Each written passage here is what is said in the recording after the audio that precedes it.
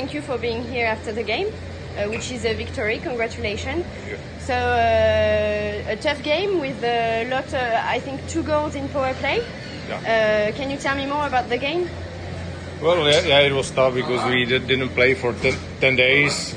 So the beginning of the game wasn't that good, but I think we play good against Nice. We play good in defense. We don't lose the puck. That's why we control the game. And Nice scored a dangerous goal 2 minutes before the end as well. Yeah, it was. I can say lucky goal, but of course it was dangerous, and of course they play a power play, but we defended good the last 2 minutes, and we got 3 points.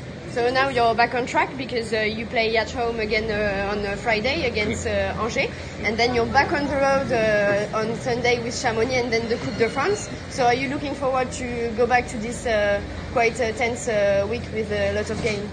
Yeah, of course, but we are professional hockey players, so that's the life what we have to take, and the travel in France it is what it is, and we have to take it.